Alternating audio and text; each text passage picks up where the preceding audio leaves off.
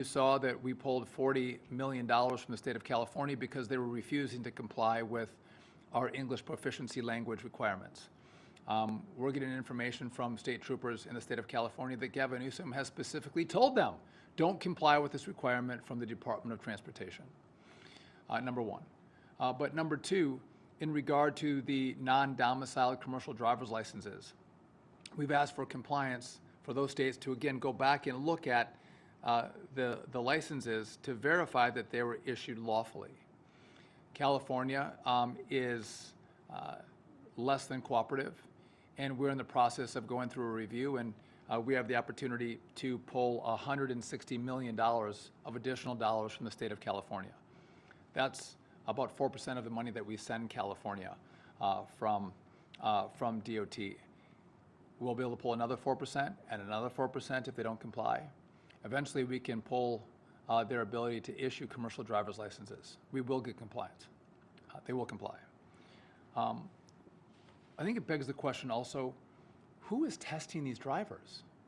Who is taking drivers in, seeing if they speak English, and then testing them on basic skills that would allow them to be certified to then go to the DOT to get a license? So these are commercial driver's license schools. And a lot of these students are coming through these schools. They can't speak the language, and many of them are not proficient in the English language. Many of them don't have the skills to operate these big rigs on the roads. But nonetheless, these schools are certifying that they're qualified. Not only that, they don't have documentation that they're citizens. So we are going to go after the CDL mills that are issuing licenses across the country, sending a certification in to our state DOTs saying that you have a qualified individual to drive a big rig and licensed in your state, and the truth is they are not. We are going to take a hard look at those individuals, and there will be serious consequences for them. Also, we are diving into the companies that hire these drivers that may not have a license, that may not have a lawfully issued license, or do not speak the language. Companies will be held to account. And so we are using every tool that we have in our toolbox to make sure states comply. And just if I could make a side note, I don't have a law enforcement. I don't have a massive law enforcement wing like ICE does. And that's why I'm grateful for Secretary Noem's help in not only bringing attention to this matter, but actually using ICE agents to go out and make sure that we have compliance with some of our laws that are on the books from DOT. It's a partnership that you see from government, secretary to secretary, because President Trump has indicated he wants us all to work together. We are not working in silos. We're working as one federal government. And again, Kristi Noem, the Secretary of Homeland Security, has been a great partner in this effort. And so we are going to continue the pressure. We are going to get compliance. And in the end, if it takes money, if it takes pulling states' ability to issue CDLs, we will stop at nothing to make sure that our roads are safe. You've seen the videos.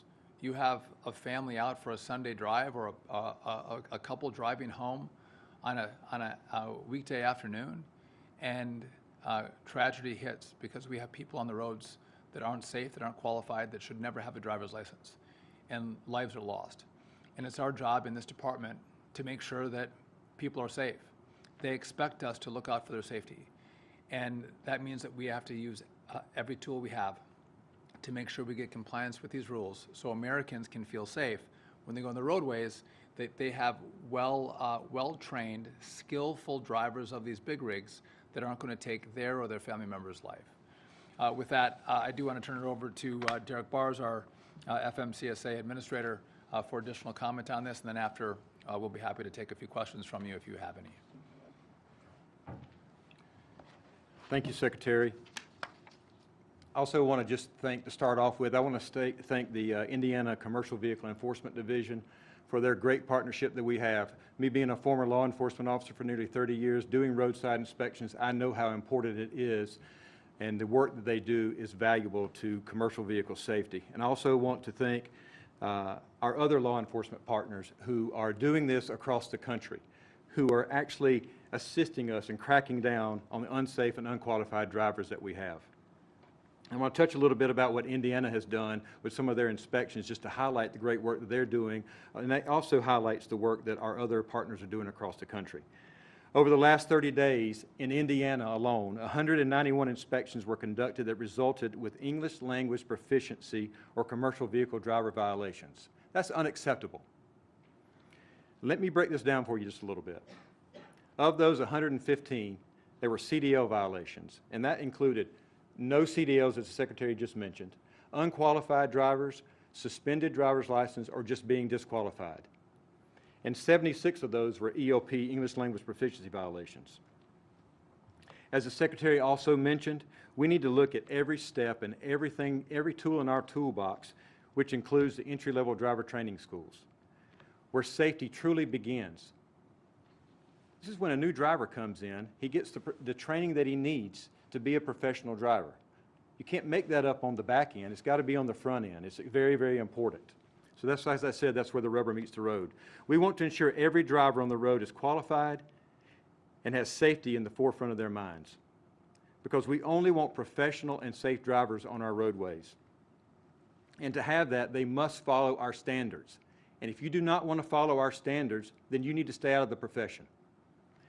Soon, here at FMCSA, we will be announcing recent activities that we're doing to take and to ensure that entry-level driver training schools are being upheld and those standards are being upheld. And as the administrator of FMCSA, I want to make this perfectly clear to the driver training schools. If you are not following the rules and you're not doing the things that you're supposed to be doing, we're going to ensure that we put you out of business. We're going to come after you. I also want to thank Secretary Duffy for his work, our FMCSA partners, and our state partners who go out every single day and are trying to make sure that our roadways are safe, and we do that also with our industry partners in this critical safety issues that we have. So thank you very much, sir. Just want to note that this is not a problem that developed overnight. This is a problem that's been evolving over years. And as I took this job, I would get outreach immediately from truck drivers about the problem we have with non-citizens, foreigners, non-English speakers driving on our roads. It was a huge issue. The difference is the last administration didn't pay attention to it. They didn't care about it. They didn't focus on it. And that's not this administration. And so I do want to thank Derek and his team who have done outstanding work, making sure that we're looking around every corner so we can make sure we get compliance and we keep every single American safe. And with that, if you guys have any questions for us, we're happy to take them, yes. I have a question about the Essential Air Service program. Earlier this month, the department said that it found enough funds to keep the program going or continue to fund the program through November 2nd. That's the Sunday. Does the department know what's going to happen to the program's funding after the Sunday? So I don't have any additional information that we were able to find more resources to keep the program going. It's critical for many, as I come from small town America. It is a lifeline to small town America that they have access to commercial flights. It's specifically important to Alaska, where they don't have a lot of roads. They access their communities via air. And again, we'll look to see if we can find additional resources. I haven't been briefed on it recently, but there's an easy answer to this, an easy solution. Open up the government, fund the government. It's a clean CR, and then sit down and negotiate the differences that you have. So this is in the hands of Senate Democrats. Are they going to be driven by their left-wing base, or are they going to be driven by common sense? Common sense solutions, common sense negotiations, but not a negotiation that happens by way of holding one side hostage to just get your way. And I have a follow-up question about air traffic control overall. The FAA had said they expected to name an integrator by the end of the month. Is that looking likely at this point? When could it be integrated? So I'm meeting with the teams on Monday. We're well into the process of interviewing integrators, and in short order, we hope to have the integrator selected so we can move even faster in our modernization of the airspace. I would just note that we got $12.5 billion from the big beautiful bill. I'm grateful for the Congress for sending that to us. I would note that we need about another $20 billion to complete the project. So I do hope as Congress gets back in session and they start to think about what are the priorities of the country, they'll keep in mind that we only got partial funding and we need additional funding to complete the job. Yes? How close would you say we are to closing down the airspace, like today or at Orlando? There's an average delay of more than 4 hours due to just staffing, and we've seen that all across during the shutdown. So that's a great question. What's going to happen in the future? It actually is, some days are worse than others. The weekdays can be a little bit lighter. Weekends are a little tougher, more travel on the weekends. Scott Kirby from United made this point in the meeting today with the Vice President. He said, listen, August is the best weather month to fly because weather is also a component. And traffic is a little less in October than in other months. And so we have a benefit of those two things right now, but we're still seeing delays and some cancellations. And we're going to take it day by day, but I'll tell you this, I've spent a lot of time with controllers, and there is great frustration that they're not being paid. And these are, the orchestra that they conduct with airplanes, the dance they do in the sky, these are remarkably talented people. And they want to be treated by their federal government based on the skill that they drive into our airspace.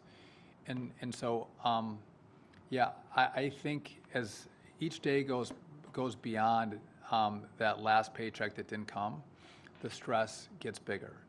And that happens because all of us know, every day we have expenses.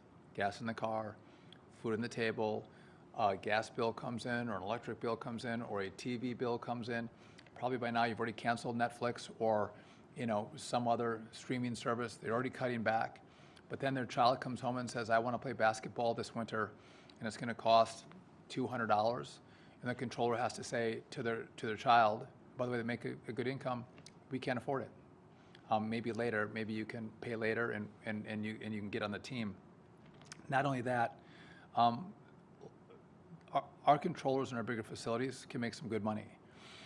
But we have controllers who are out of the academy that are being trained up. They don't make a lot. They might have a young family. They may only have one income. The pressure on them is very real. And as I'm trying to expand the number of controllers that we have in our airspace, you guys know we're about 2,000, 3,000 air traffic controllers short. We're trying to bring more young people into the academy and through the academy, which, by the way, this year we're already up 20% more than they were in the previous year. So what we're doing is working. I've offered controllers who are at the age of retirement, I've offered to pay them 20% of their salary up front as a bonus to stay on for a year. I'm doing everything I can. This makes it way harder for me to get new controllers to come in and to keep the controllers that I do have working in the airspace. And long after you all forget about the shutdown, I'm going to deal with the consequences of the shutdown as I'm trying to build up controllers in the airspace.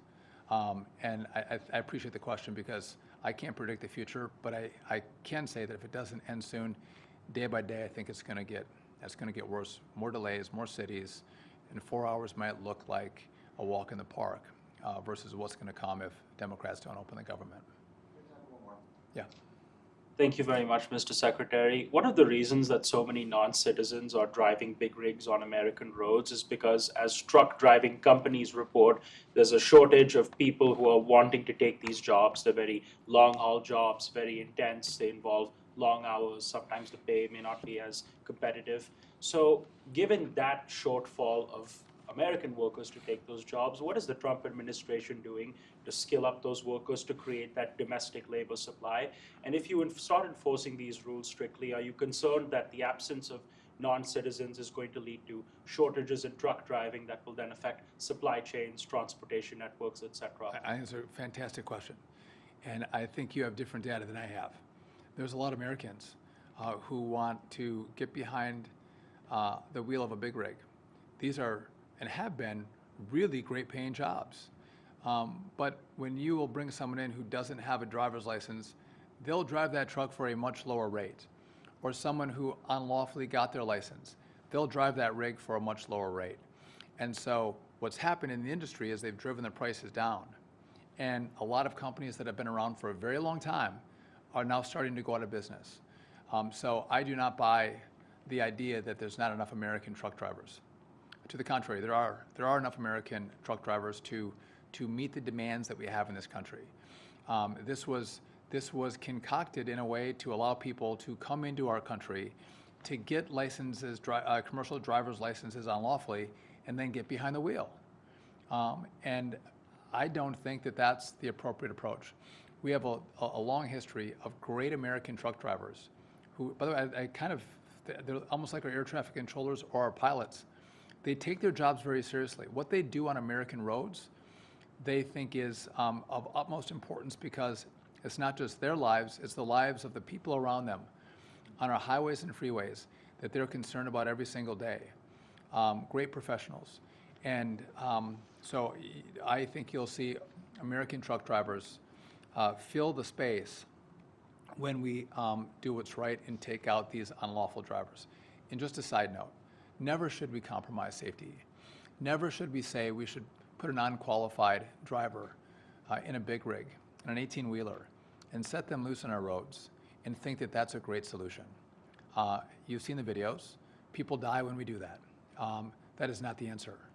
It is to, if you need more drivers, make the case.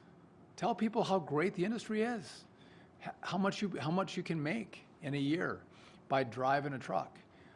And it will be met with, I think, a number of applicants if we need those new truck drivers to come in.